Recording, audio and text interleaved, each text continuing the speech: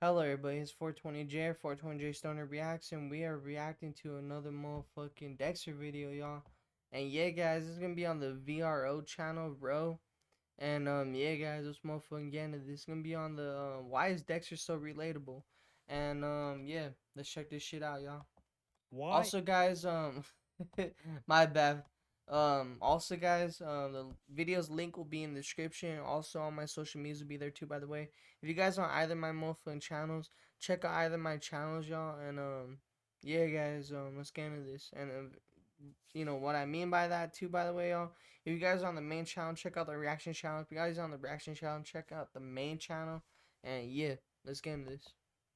Why is Dexter Morgan so relatable? I mean, he's a violent psychopath who kills people and doesn't feel any emotions. But he's a chill guy. He doesn't Nah, for real. like bad people most of the time. But he's written like a real person. He does simple tasks like going to the dentist and celebrating holidays. And I'm bringing this up because I'm watching Dexter Original Sin. It's a new show in the Dexter cinematic universe, showing his earliest years as a killer. And the show is kind of bland, so I hopefully want to remind people. Bruh, that's the thing about this show too, y'all, is people hate it or love it, you know what I mean? And a lot of people love it, and then a lot of people motherfucking hate it too, just you know. And it's one of the things, y'all, where like I feel like it's one of them things where like you can never win. Either you do something, either you don't do anything at all and people will be pissed, or you do something and people will be pissed anyways, y'all, you know. So yeah. People of what makes Dexter so great. Before the release of Dexter Resurrections, that's another sequel where Michael C. Hall returns yet again as Dexter. Let's start with a classic trope of him being an outsider. He has trouble fitting in since he just can't seem to understand societal norms. Me? No, I'm just kidding. Alright, y'all. Alright. I should shut the fuck up, man. So yeah, guys, I did try to fit in a lot when I was younger, like in the crowds and like with other people or wherever the fuck, man. Like whenever I walked in the room, whenever I like say kindergarten, whenever I was young as shit or wherever the fuck,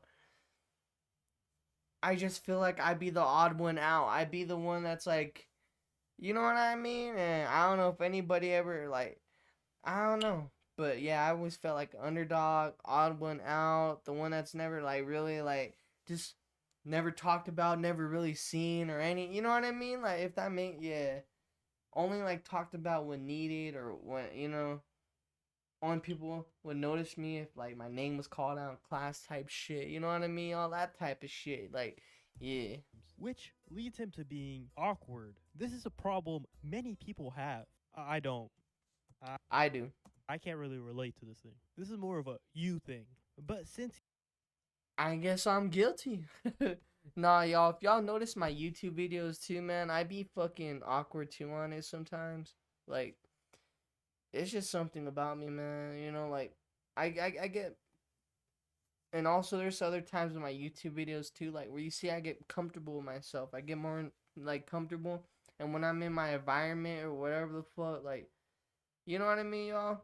I just, I just talk my own way, speak my own way, act my own, whatever the fuck, man. But whenever I'm like in a way, like in an environment that I'm not comfortable with or anything, I just act a certain way too, and all that other shit and everything, man. he So can't find people he could connect with, he has a deep desire to make genuine connections with people. He struggles with forming relationships, whether it's friendships or romantic partners. Another thing many people struggle with, no bitches, nah. I'm not gonna get into that one with y'all. especially young men. On top of that, All right, y'all want the real spill? I ain't get no bitches in elementary, middle, until like not high school. I got freshman year. Let me think. Nah, junior and senior year.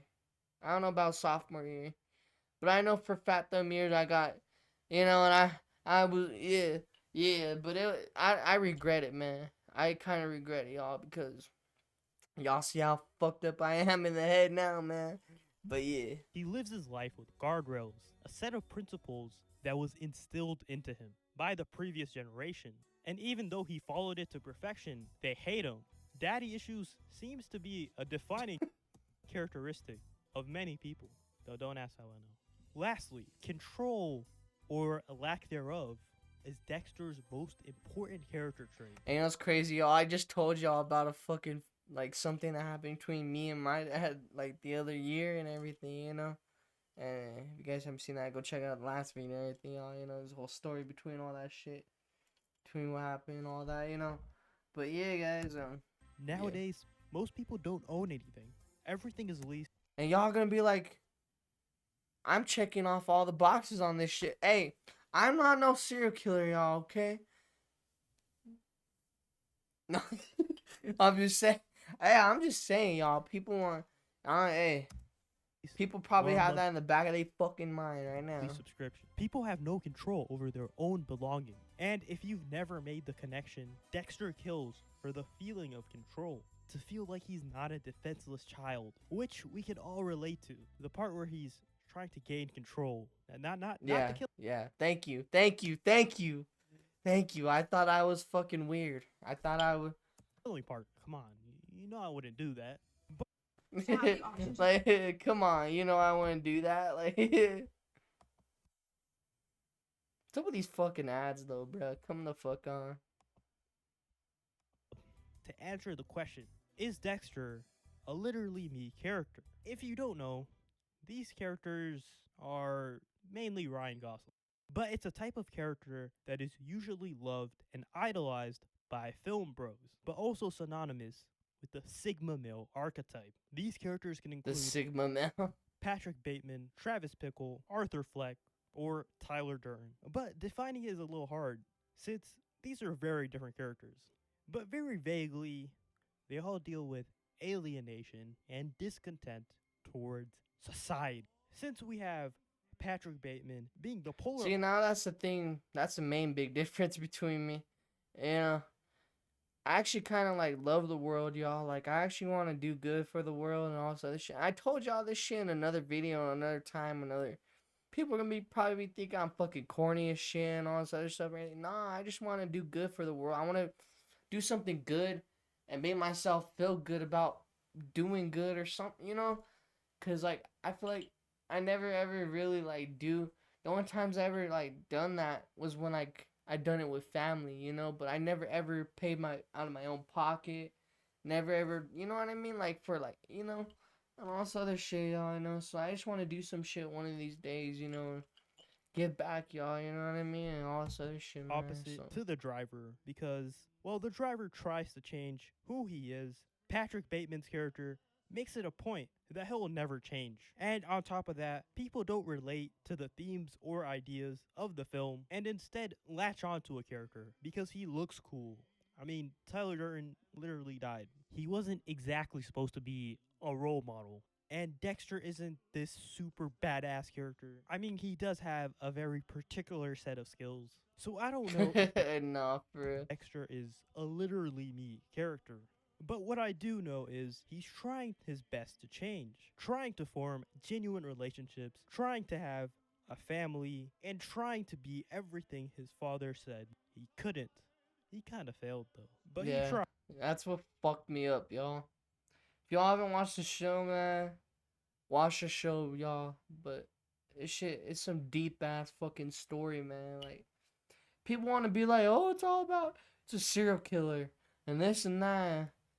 You know, they try to keep it like one fucking, you know, but it's deeper than that. It's about trauma. It's about family. It's about bond. It's about keeping.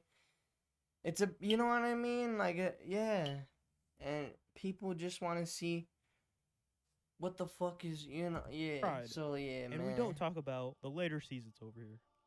My point is, Dexter is very different from these characters and enjoys the little moments in life, like washing dishes, if it's with the people he genuinely cares about. But let's get back to the point. What can Dexter Resurrections learn from its past? First things first, Dexter must be relatable. There's lots of small relatable moments, like being forced to smile in photos, or being Yeah, bad at for real though. relationships, or being scared to be a father.